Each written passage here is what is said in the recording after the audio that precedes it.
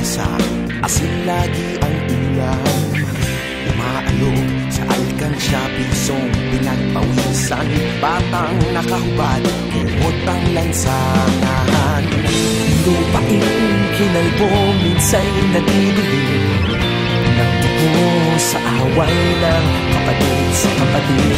Sa kalagayan ito tayo ay nakagapos, parang awa sana ay dito